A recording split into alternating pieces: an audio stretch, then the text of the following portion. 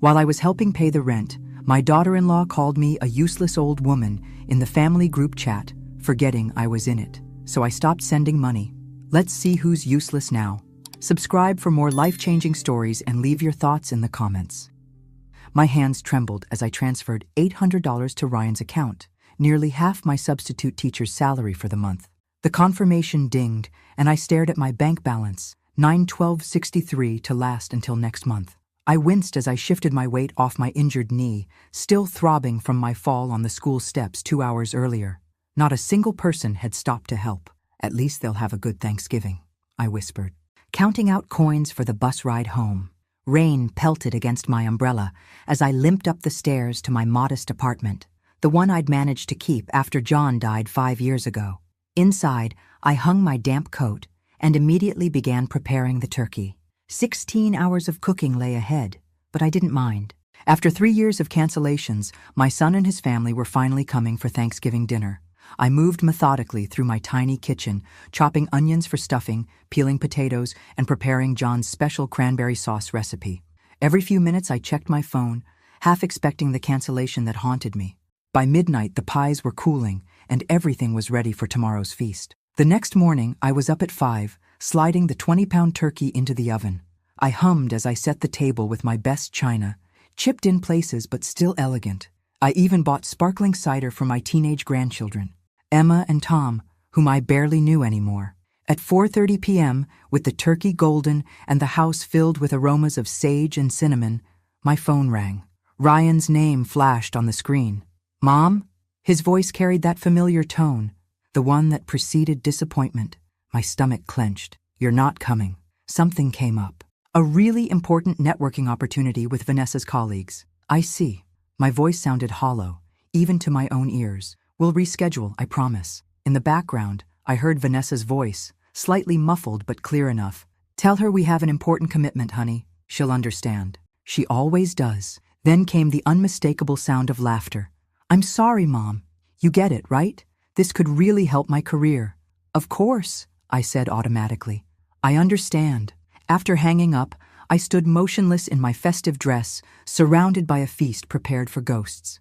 Methodically, I began wrapping each dish in foil. The food would last me weeks. As I stored the untouched pumpkin pie, my phone chimed with a notification. With numb fingers, I opened the app to find photos posted by Paul, my former colleague. Best Thanksgiving ever. The images showed Ryan, Vanessa, Emma, and Tom, all smiling broadly at an elegant dinner party in someone's mansion. They wore formal attire, champagne flutes raised in celebration. I zoomed in on Vanessa's neck. A new diamond pendant gleamed there, probably worth 3 times what I sent them monthly. My vision blurred as I noticed Ryan's expensive watch, the one I'd never seen before. For this dinner, I'd been deemed unworthy to attend.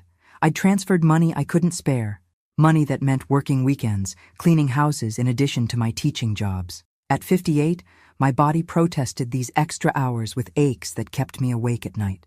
I lowered myself onto a kitchen chair, surrounded by food no one would eat, in an apartment no one wanted to visit. The realization crashed down like a physical weight. I wasn't just lonely. I was being used. The tears came silently as I stared at those gleaming faces on my phone screen, wondering when exactly I had become invisible. Christmas brought a minor miracle. Ryan agreed to bring his family to my home. I spent 3 days decorating, hanging the ornaments John and I had collected over decades, baking Ryan's favorite cookies, and wrapping modest gifts I could ill afford. When the doorbell finally rang, my heart raced with anticipation. They were actually here.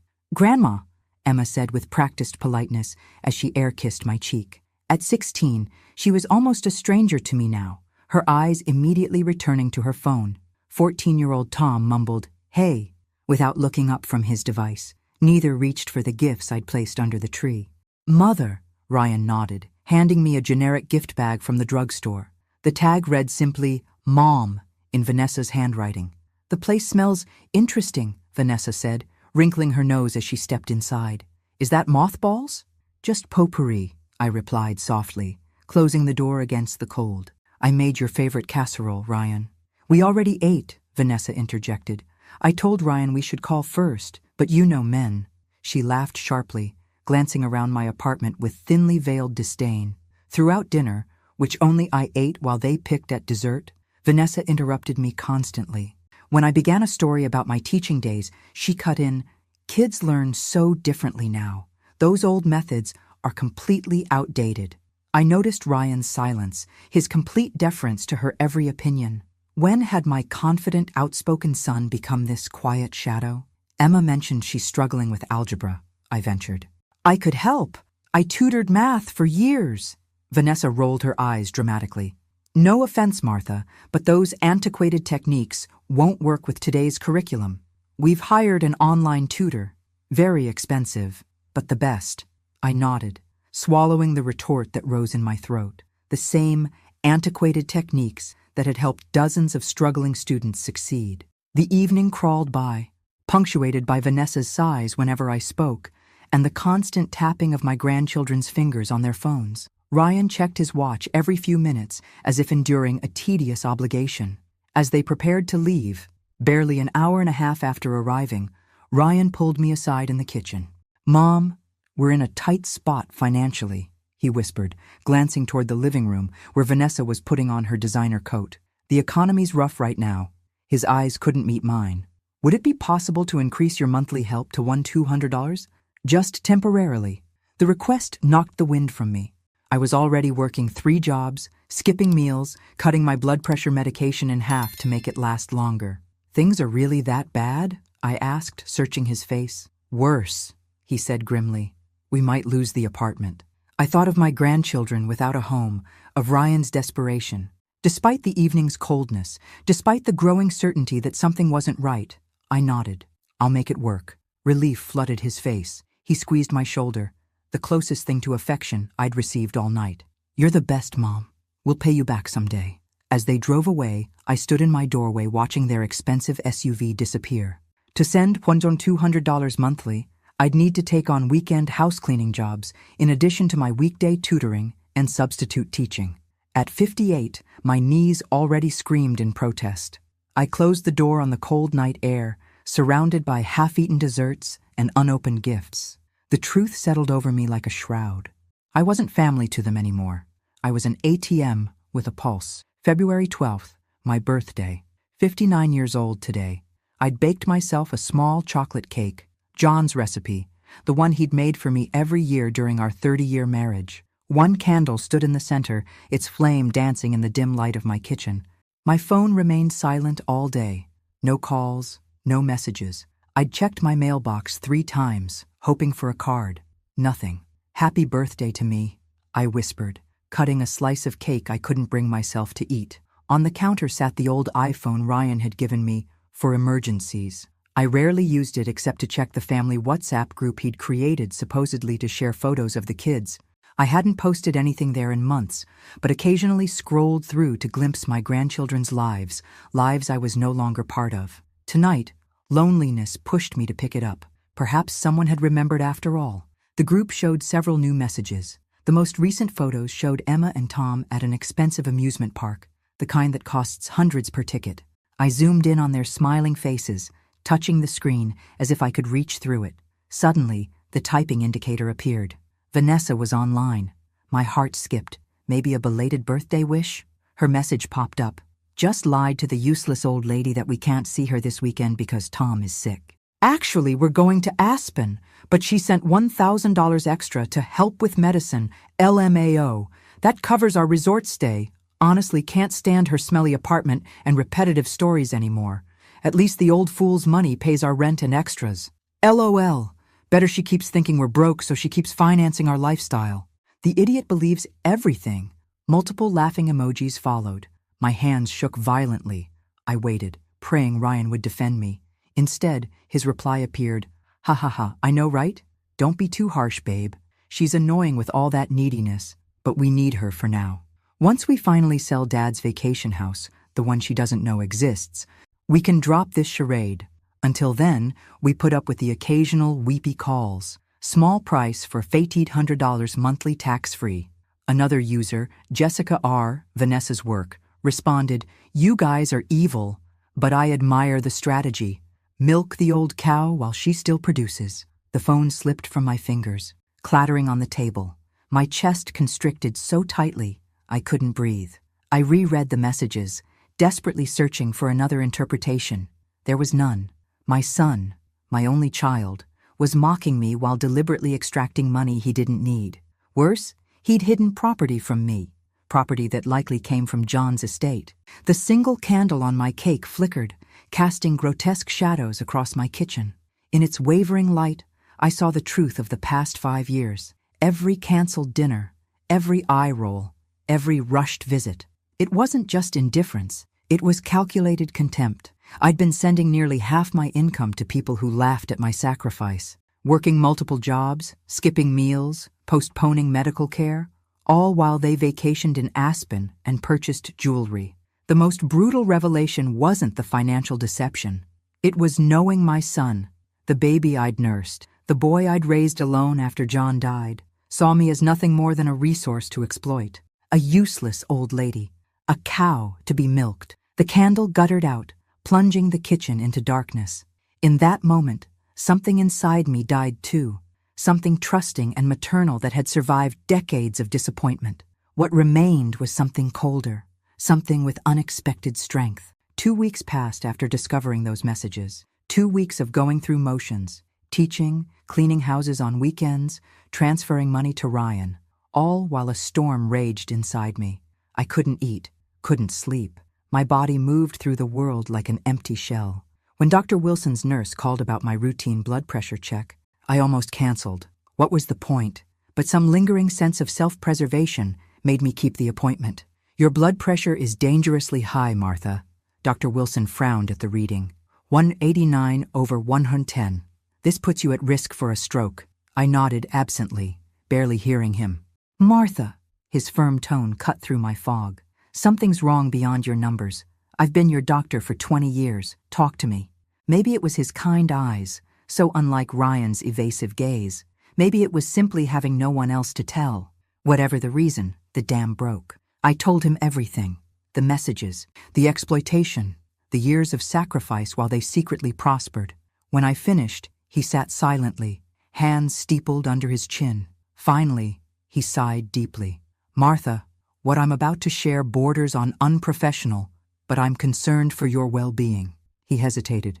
You know my wife, Caroline? I nodded. I'd met her at hospital fundraisers years ago. She works at First National, same department as Vanessa. My pulse quickened. Caroline mentioned that Vanessa constantly brags about her promotions and bonuses. According to office gossip, she's making well over $120,000 a year now. The room tilted slightly. That can't be right. There's more, he continued reluctantly. At the bank's Christmas party, someone congratulated Ryan on his position at his brother-in-law's brokerage firm. Caroline remembers because Vanessa boasted he'd been there for 8 months. 8 months. The same 8 months I'd been sending extra money for their financial emergency. Martha, are you all right? You've gone pale. My hands gripped the examination table so hard, my knuckles turned white. You're absolutely certain about this? Caroline doesn't gossip idly, he confirmed. Martha, how much have you been sending them? Almost everything, I whispered. I've been cleaning houses on weekends just to make rent. I've been cutting my pills in half. His expression darkened. While they've been lying to you. While they've been lying to me, I echoed, the words like broken glass in my mouth.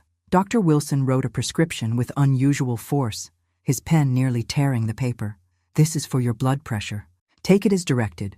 No more cutting pills. And Martha, he looked at me intently, I'm giving you another prescription, not written here. Stop sending them money, immediately. As I rose to leave, he added, Caroline also mentioned Vanessa's shopping habits. Last week she bought a $3,000 purse on her lunch break. I froze in the doorway, remembering how I'd fallen last month and couldn't afford a $30 cab to the emergency room. How I'd bandaged my own sprained wrist while my daughter-in-law carried a purse that cost 100 times that amount. One more thing, Dr. Wilson said. Your son was never unemployed, was he? No, I replied, certainty crystallizing into something hard and cold inside me. It appears he wasn't. Driving home, my mind replayed conversations from the past 5 years, reinterpreting every interaction through this new lens of truth, the casual cruelty, the constant excuses, the increasing demands paired with decreasing affection. By the time I parked at my apartment building, something had changed. The shock and hurt remained, but alongside them grew something unfamiliar, something with teeth. I wasn't just angry. I was awakening. That night after seeing Dr. Wilson, sleep evaded me. I paced my small apartment, his revelations echoing in my mind. For 5 years, I'd made myself smaller, working multiple jobs, skipping meals, rationing medicine, while my son and his wife lived in luxury. At 3 a.m., I flipped on my bathroom light and truly looked at myself for the first time in years. The woman in the mirror was a stranger, hair gray and untended, dark circles beneath dull eyes, shoulders permanently curved from years of invisible weight. "Who are you?" I whispered to my reflection. This woman had allowed herself to be diminished, exploited, and discarded. She had believed she deserved it. She had accepted crumbs of affection in exchange for her dignity. "Enough," I told the mirror firmly. "This ends now." My hands stopped shaking. My voice lost its tremor. In that moment, Martha Sullivan began to return from the dead. I wouldn't confront them immediately. That would only trigger more lies, more manipulation. Instead, I would reclaim my power silently, one piece at a time. Morning brought clarity and purpose. First, I canceled the automatic monthly transfer to Ryan's account without explanation. Next, I visited my bank and spoke with the manager about securing my accounts. "I'd like to revoke all access permissions," I explained, "and check if there have been any unauthorized inquiries recently." The manager tapped at his keyboard. "Actually, yes. Your son attempted to access your balance information last week, but our system required additional authentication." Another piece of the puzzle clicked into place. Ryan had been monitoring my accounts, calculating exactly how much he could extract. At home, I left the family WhatsApp group without explanation and temporarily blocked Ryan and Vanessa's numbers. Their reaction would come soon enough. I stared at my phone contacts, scrolling to a name I hadn't called in years. Diana Levinson, my closest friend before Ryan had subtly suggested she was a bad influence who took advantage of me. My finger hovered over the call button, then pressed decisively. "Martha?" Diana's voice was surprised but warm. "My God, it's been forever. I thought you'd moved away or something." "No," I replied, surprised by the steadiness in my voice. "I just got lost for a while, but I'm finding my way back." That afternoon, I visited the public library and enrolled in a free financial literacy course. On my way out, I picked up a pamphlet about legal rights for older adults. The day before Ryan's birthday, I sent only a simple card. No check, no emotional message, none of the usual extra money. The response was immediate. My phone began ringing incessantly. Ryan, then Vanessa, then numbers I didn't recognize, likely trying to reach me from different phones after realizing they'd been blocked. I let them all go to voicemail while I revised my resume for a position at a private school that paid substantially better than my substitute teaching jobs. When my doorbell rang repeatedly that evening, I didn't flinch. Through the peephole, I saw Ryan standing there, clearly agitated. I took a deep breath, straightened my shoulders, and opened the door. His face registered shock, whether at my calm demeanor or that I'd answered at all. I couldn't tell. "Mom," he began, his voice artificially concerned. "Is everything okay? We've been worried sick." I allowed myself one small smile. "Hello, Ryan. We need to talk about your job at your brother-in-law's brokerage firm, the one you've had for 8 months now." The color drained from his face. My invisibility had ended. 3 weeks after I stopped sending money, Ryan appeared at my door again. This time, his carefully crafted mask of concern had vanished entirely. "What the hell is going on, Mom?" he demanded, pushing past me into the apartment without waiting for an invitation. "The money didn't come through this month. We have bills to pay." I closed the door quietly, observing him like a scientist might observe a specimen.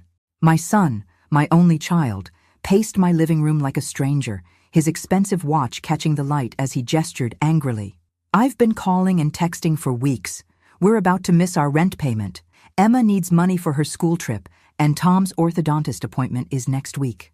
I noticed he didn't ask if I was ill or injured, the only question a loving son might ask after his mother suddenly disappeared from contact. "I've had some financial difficulties," I said calmly, settling into my armchair. I'd purchased it at a thrift store last week, my first non-essential expenditure in years. "I need to focus on my own expenses for now." Ryan's eyes narrowed. Financial difficulties? What does that even mean? You've always managed before. Things change. Mom, this isn't like you. We're family. We depend on that money. I studied him. This man I'd raised, this stranger who'd bled me dry while mocking me behind my back. In his eyes, I saw not concern, but calculation. How is your job going? I asked pleasantly. What job? You know I've only had temporary work since the layoff. I smiled slightly. I meant your position at Bennett & Associates, your brother-in-law's brokerage firm. You've been there 8 months now, isn't that right? Ryan froze mid-step. The color drained from his face so rapidly I almost felt concerned. Who told you that? He whispered. Does it matter? What matters is that you've been lying to me. For years, he recovered quickly, anger replacing shock. You've been spying on me? Having me investigated? That's insane, Mom.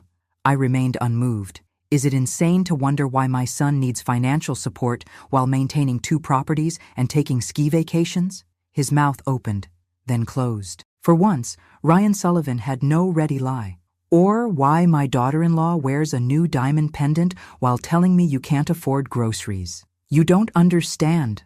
I understand perfectly, I interrupted, my voice steady. I understand that I've been played for a fool. The question is, what happens now? Ryan's expression shifted to something I recognized from his childhood, the look when he'd been caught in a serious transgression, a mixture of fear and calculation. Mom, there's been a misunderstanding. Yes, I got a job recently, but our finances are still recovering from the years of unemployment. We genuinely need help. I stood up, surprising myself with how steady I felt. Ryan, I believe we've said everything necessary for today. I think you should leave. You're abandoning your family when we need you, he hissed, desperation making him ugly. After everything we've done for you, keeping you involved in our lives, visiting when we can. What you've done for me. My laugh sounded foreign to my ears. Get out, Ryan. We'll discuss this when you're ready to tell the truth. I opened the door and waited. For a moment, I thought he might refuse, might continue this futile performance. Instead, he stalked past me, pausing at the threshold. You'll regret this, he warned. You need us more than we need you. I closed the door behind him without reply, leaning against it as his footsteps receded down the hallway. For the first time in years, I felt something extraordinary. I felt powerful. The confrontation with Ryan left me shaken, but resolute. I needed to know exactly what I was dealing with. I'd glimpsed the tip of an iceberg, but intuition told me the deception ran deeper. I found Bradley Cooper through an ad in the community paper. Retired PI. Affordable rates. He was a grandfatherly man, with shrewd eyes and a gentle manner. I'm not looking for revenge, I explained during our first meeting at a diner near my apartment. I need to understand the full extent of the lies before I can move forward. Bradley nodded. I understand, Mrs. Sullivan. You need closure. 2 weeks later, he called requesting an urgent meeting. We met at a quiet coffee shop downtown. The moment I saw his face, I knew he'd found something significant. Mrs. Sullivan, he began, unusually somber. You might want to brace yourself. He slid a manila folder across the table. My fingers trembled as I opened it, revealing photos of a luxurious waterfront property, bank statements, legal documents. Is this the vacation house Ryan mentioned in the messages? I asked, examining a photo of an elegant colonial-style home with a private dock. No, Bradley pointed to the deed date. This property was purchased 3 months after your husband's death. The source of funds is what you need to see. I turned the page and found a copy of an insurance document. My breath caught as I read, John Sullivan Life Insurance Policy, $750,000. My husband never mentioned such a large policy, I whispered. According to the beneficiary information, it was split evenly, 50% to you, 50% to your son. Did you receive your portion, $375,000? I shook my head, feeling suddenly lightheaded. No, nothing. Bradley's expression darkened as he showed me another document, a power of attorney I'd signed while battling severe pneumonia shortly after John's death. Ryan used this to redirect your entire portion into accounts he controlled. He later forged your signature on several transfers. Bradley hesitated. Mrs. Sullivan, this constitutes criminal fraud. My hands shook violently as I examined the documents. The room seemed to tilt sideways. There's more, Bradley continued gently. The apartment they claim to rent? They own it outright, purchased with some of your insurance money. There was never any rent to pay. Each revelation hit like a physical blow. Vanessa hadn't just received promotions. She'd inherited substantially from her grandmother 2 years earlier. Ryan managed significant investments. Their temporary jobs were elaborate fictions. They've been extracting money from you while living in luxury, Bradley concluded. And I found evidence they're planning to sell your apartment. The property was transferred to Ryan's name through documents manipulated by his friend Joseph Miller, an attorney who handled your husband's estate. The coffee shop faded around me as the brutal truth crystallized. For 5 years, I'd lived in self-imposed poverty, working multiple jobs, skipping meals, rationing medicine, while my son lived lavishly on money that legally belonged to me. Mrs. Sullivan, are you all right? I raised my eyes from the devastating evidence before me. Something had changed in me, something fundamental and irreversible. I'm better than I've been in years, Mr. Cooper, I said, surprised by the steadiness in my voice. For the first time, I'm seeing clearly. What will you do now? He asked quietly. I closed the folder with newfound determination. Whatever is necessary to reclaim what's mine. The invisible woman was becoming visible, and she was furious. Armed with Bradley Cooper's evidence, I sought legal counsel. Douglas Freeman, a silver-haired attorney specializing in elder financial abuse, reviewed my documents with growing indignation. Mrs. Sullivan, you have a rock-solid case for fraud and misappropriation, he stated firmly. Your son could face significant criminal penalties. The word criminal made my heart constrict. Despite everything, the thought of Ryan in prison troubled me deeply. Is there another option? I asked quietly. Douglas leaned forward. We could pursue civil remedies first. Demand full restitution, transfer of properties, legal fees. It would give him a chance to avoid criminal charges. I nodded, relieved. That's where I want to start. He may not cooperate, Douglas warned. People who commit this kind of betrayal rarely accept responsibility easily.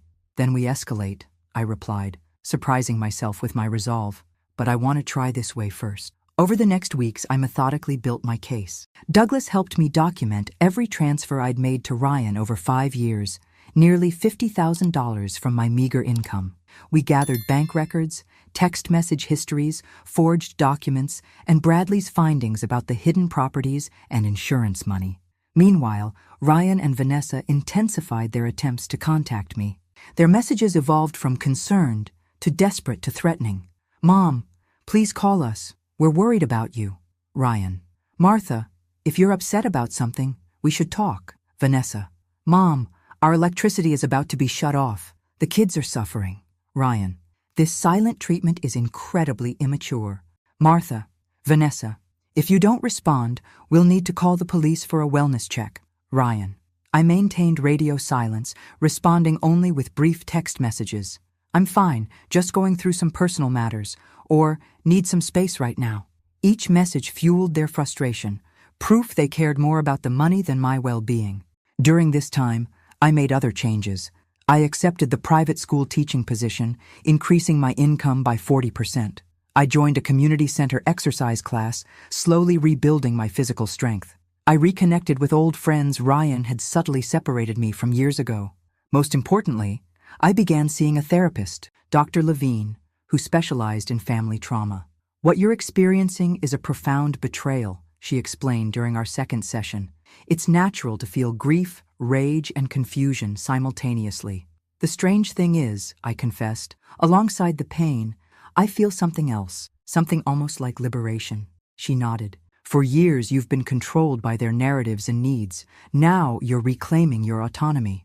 Meanwhile, Douglas prepared legal documents formally demanding restitution of all misappropriated funds, transfer of properties purchased with my insurance money, and additional compensation for emotional damages.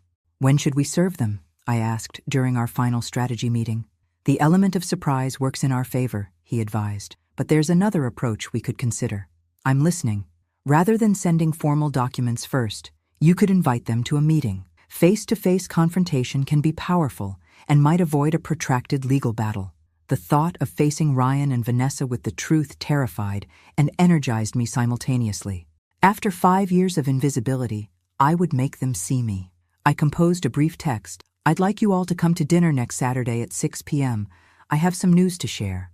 Ryan's response came instantly. We'll be there. So glad you're feeling better, Mom. In his eagerness to restore the flow of money, he didn't notice the shift in power. The predator had become the prey, and I was done being hunted. My apartment looked different the evening of the dinner. I'd rearranged furniture, added a few new pieces from thrift stores, hung artwork I'd kept in storage for years. Small changes, but meaningful. This space was truly mine again. I'd changed too.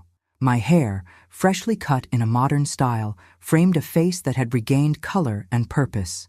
My posture was straighter, my movements more deliberate. The invisible woman was vanishing, replaced by someone I was beginning to recognize. At precisely 6 p.m., the doorbell rang. I opened it to find Ryan, Vanessa, Emma, and Tom standing awkwardly in the hallway. Come in, I said pleasantly. Dinner's almost ready. Their response to my transformation was immediate. Ryan's eyes widened slightly, while Vanessa's narrowed with calculation. Mom, you look different, Ryan commented, scanning the apartment. Good different. Very refreshed, Vanessa added with practiced warmth. This new job must be treating you well. I simply smiled, directing them to the dining table I'd set with care. Throughout the meal, their behavior was fascinating to observe. Ryan complimented everything from the food to my apartment's cleanliness. Vanessa asked solicitous questions about my health and activities. Both exchanged frequent glances, trying to gauge when to broach the real purpose of their visit, the money. My grandchildren remained absorbed in their phones until I confiscated them gently but firmly. No devices at dinner tonight. We have important family matters to discuss. Ryan seized the opening. Speaking of family matters, Mom, you seem to be doing really well. That new job must be paying nicely. I'm exploring new opportunities, I replied enigmatically. Vanessa leaned forward. Where exactly are you working now? Martha, here and there, I said, serving dessert.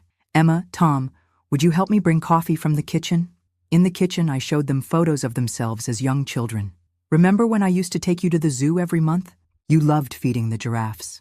Their expressions softened with genuine, if distant, memories. Why did you stop visiting us? Tom asked quietly. Did your parents say I stopped? I countered gently. Their confused expressions told me everything. Back at the table, I served coffee and then calmly placed a folder beside my plate. Before we continue, I want to record this conversation. I set my phone on the table, voice recorder running. For everyone's legal protection. Ryan's cup froze halfway to his lips. Legal protection? What are you talking about? I opened the folder, arranging its contents methodically.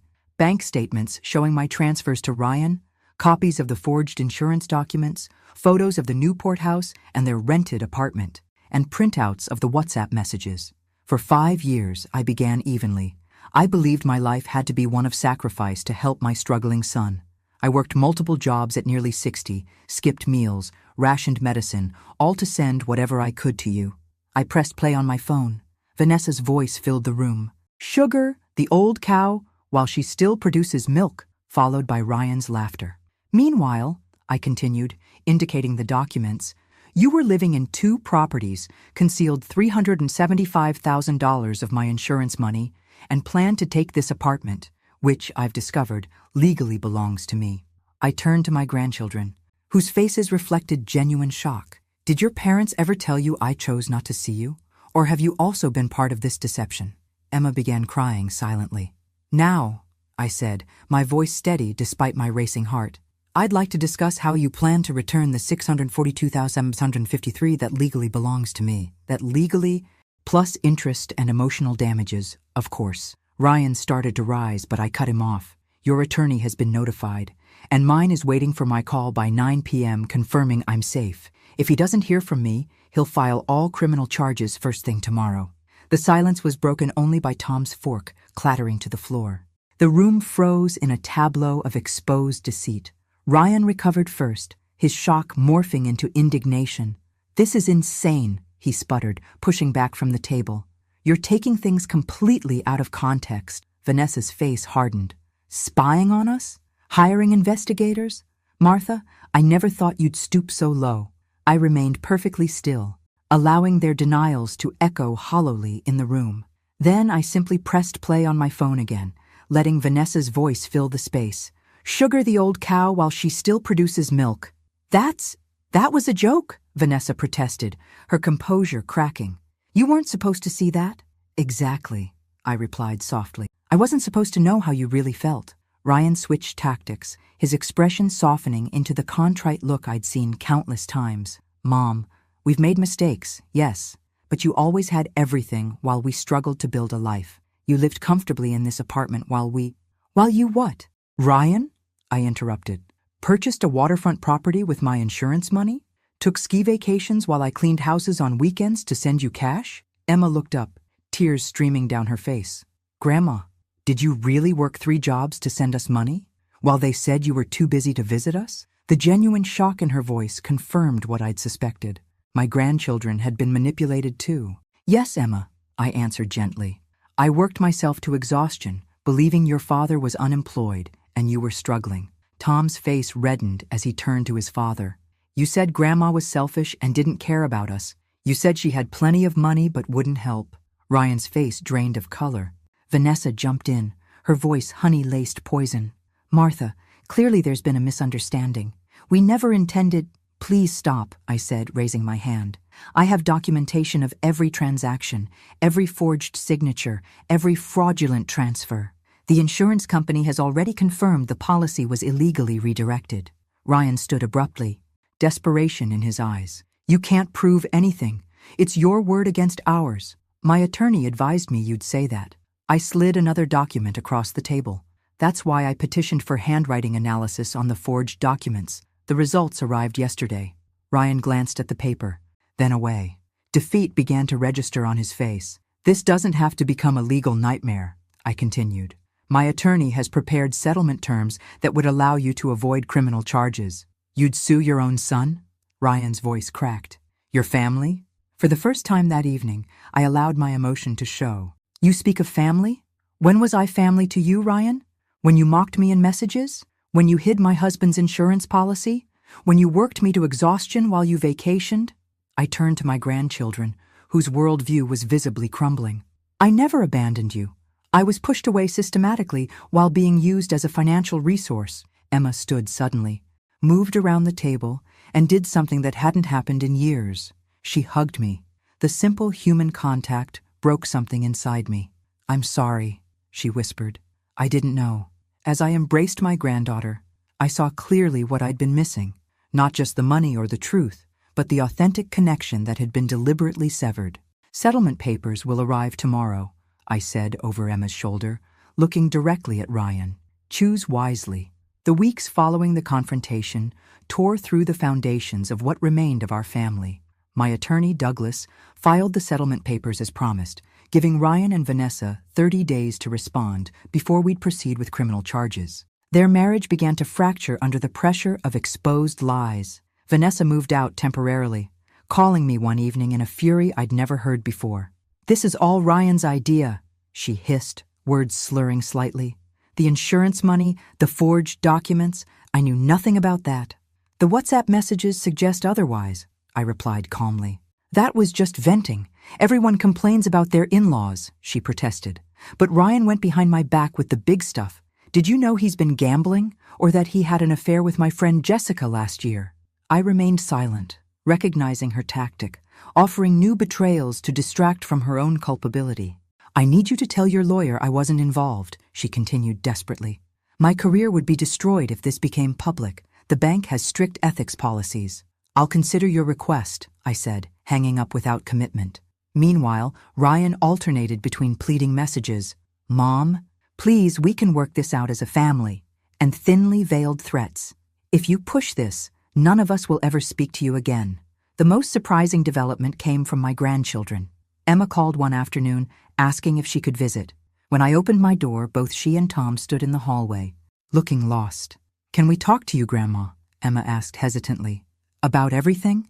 Over hot chocolate, they shared their side of the story, how they'd been gradually separated from me through elaborate excuses, how their parents had painted me as disinterested and selfish. Dad always said you were too busy for us, Tom explained.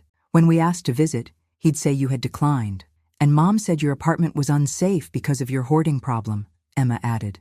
My what? I nearly choked on my drink. She said you had mental health issues and couldn't handle visitors. Emma continued. We believe them because, well, they're our parents. Their visits became regular, tentative bridges being rebuilt between us. With each conversation, I learned more about the toxic environment they'd been raised in, the constant focus on appearances, the casual dishonesty, the materialistic values. One evening, just days before the settlement deadline, Emma and Tom appeared at my door unexpectedly, faces streaked with tears. Everything's falling apart, Emma sobbed. Dad moved into a hotel. Mom's talking about relocating to Chicago. They're fighting constantly about money and blame. We're scared, Tom admitted, looking younger than his 15 years. Dad could go to jail, couldn't he? The question hung in the air, heavy with implications. Yes, Ryan could face prison time if I pursued the criminal charges, a reality I'd been avoiding confronting. What happens to us if he does? Emma whispered. I pulled them both into an embrace, feeling their bodies shake with fear. These children, innocent bystanders in a war of adult making, had already lost so much: their security, their trust, their family structure. That night, after they left, I sat alone in my kitchen, staring at the calendar marking the settlement deadline. In 3 days, I needed to instruct Douglas on how to proceed. The choice loomed before me: justice or mercy, restitution or relationship, legal victory or family healing. I'd spent months building a case that could reclaim what was stolen from me. But was I prepared to pay the emotional price of winning?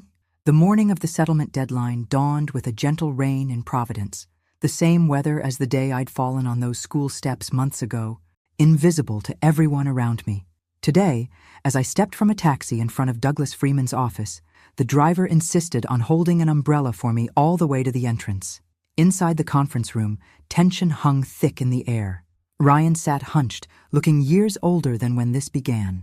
Vanessa maintained her composure despite her disheveled appearance. My grandchildren waited silently in a corner, alongside an elderly woman I didn't immediately recognize. This is my mother, Eleanor, Vanessa introduced reluctantly. She wanted to be here. The 82-year-old woman approached me, leaning on a cane. Mrs. Sullivan, I knew nothing of what my daughter was doing. When I found out, I insisted she come today and accept whatever terms you propose. I nodded, surprised by this unexpected ally, and signaled Douglas to begin. He presented the extensive document. Martha Sullivan has sufficient evidence to criminally prosecute Ryan Sullivan for fraud, forgery, and misappropriation of funds exceeding $600,000, elder financial abuse, and power of attorney abuse. Ryan's shoulders slumped further. Douglas continued. However, she is willing to forego criminal charges under the following non-negotiable conditions. The agreement was meticulous. Ryan would immediately sell the Newport house and transfer all proceeds to me. The rented apartment would be sold within 6 months, with 70% of the value coming to me. Ryan would additionally pay $2,000 monthly for 5 years. I would have regular visitation rights with my grandchildren, including 1 month each summer. There's also a behavior clause, Douglas added. Any attempt to disparage Martha to the grandchildren or community will result in immediate reinstatement of criminal proceedings. Ryan, facing the very real possibility of prison, signed without objection. Vanessa attempted to argue about the apartment sale, but a single look from her mother silenced her. Why are you doing this, Martha? Ryan finally asked, his voice hollow. You could send me to prison. You could completely ruin our lives. I studied my son, truly saw him, and recognized something I hadn't noticed before. Fear, not just of prosecution, but a deeper, older fear. I'm not doing this for you, I replied calmly. I'm doing it for my grandchildren and for myself. Spending years in courtrooms, reliving every betrayal, would keep me tethered to the past. I prefer to move forward, but on my terms. Turning to Emma and Tom, I added, and I do this because despite everything, I believe you deserve the chance to grow up understanding what family truly means. 6 months later, I settled into my new apartment overlooking the ocean in Newport, an irony not lost on me. With my recovered funds, I'd not only secured my financial future, but created a special space for Emma and Tom, who now spent every weekend with me. My phone rang, Caroline Wilson, inviting me to another meeting of the group I'd founded, Second Chances After 50, a program helping older women identify and combat financial and emotional abuse. Ryan, now working as a teaching assistant at a community school after losing his brokerage position, had begun therapy and was slowly rebuilding a relationship with me, a painful but necessary process for us both. Vanessa had disappeared after their divorce, moving to another state, but her mother Eleanor had surprisingly become my friend and ally. On a sunny afternoon, I helped Emma with her math homework on my balcony. The ocean view was spectacular. "Grandma," Emma asked, "do you regret not sending Dad to prison?" I considered her question carefully. Justice and revenge are different things, sweetheart. Sometimes true victory isn't in destroying those who hurt you, but in rebuilding something better from the ruins. I glanced at the newly framed photo on my wall. Emma, Tom, and me at my financial certification graduation. Beside it hung a plaque with the phrase that had become my mantra: "It's never too late to rediscover your worth." Thanks for listening. Don't forget to subscribe and feel free to share your story in the comments. Your voice matters.